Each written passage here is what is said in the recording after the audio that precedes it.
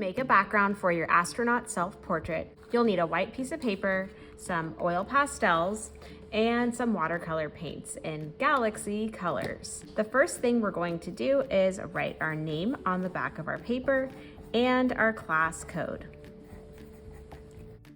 Then you can flip it over, and we're going to be using our paper vertically so that the sides are taller rather than shorter. The first thing we're going to do is draw a curved line a little bit below the middle of our paper.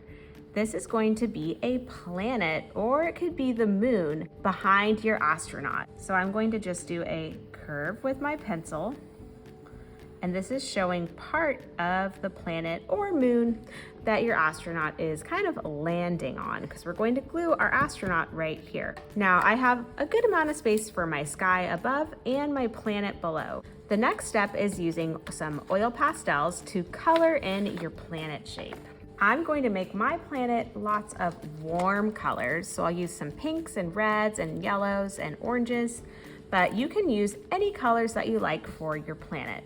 It could also be the moon, which maybe then you'd want to use some white, maybe a little bit of black and blue. It's up to you. You are the artist here.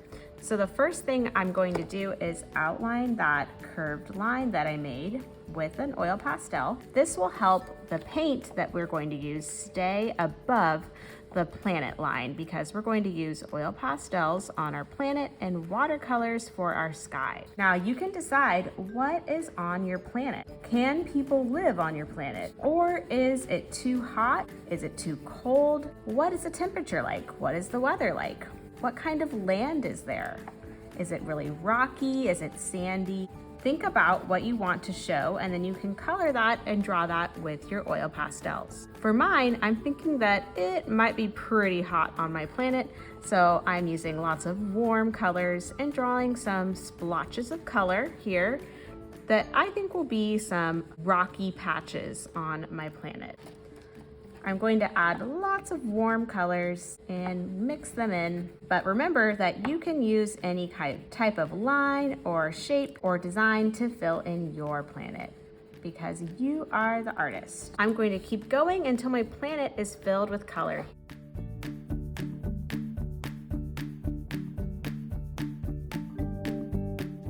Once you have colored in your planet completely with oil pastels, so there is no white space left, then you can go ahead and paint the sky above using some different colors that we might see in a galaxy sky. So you'll have a watercolor tray that looks like this.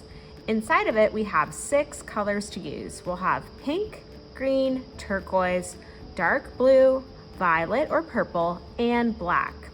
Now you can use any of the colors that you like. I would suggest using at least 3 colors so we can blend them together. A galaxy sky would be pretty dark, but it would have some pops of color. So I'm using a little bit of black here, but I don't want to use too much black because black is the darkest color in my watercolor palette. When I'm painting, I'm just kind of going back and forth a little bit with the tip of my brush. I'm not making any scratchy noises. Remember that if your brush makes a scratchy noise, then you need to get more water. Your brush is telling you that it's thirsty. Every time I switch my colors, then I am rinsing off my brush. That way my colors are not getting mixed together. So here I'm using some blue, and I'm gonna drop some pink dots into it. That is a technique called wet on wet watercolor, because we're making a part of our paper wet by adding water and the color, and then we are getting a different color and doing little drops of it to blend that color together. You can do that in any part of your painting, and you can paint right up to your oil pastel, and your watercolor should stay in its spot because oil pastel resists watercolor. I'm gonna keep painting in my sky until I have filled in the entire thing and there are no white spots left.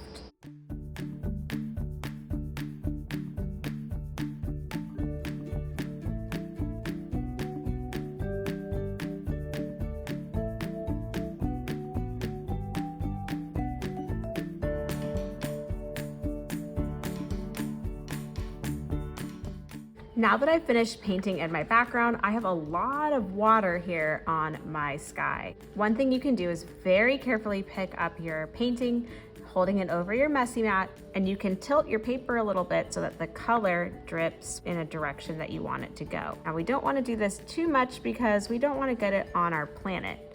If you don't have a lot of water, this doesn't really need to happen. You could decide if you need to do this or not. A lot of my color turned purple. I'm going to blend it into here a little bit so it doesn't look so concentrated with the purple there. I do want some other colors showing. I'll add a little bit of blue. As my paper dries, the colors will blend together even more. When you're done, you can go ahead and carry your messy mat with your painting on top to the drying rack to dry. I can't wait to see how your backgrounds turn out for your astronaut self-portraits.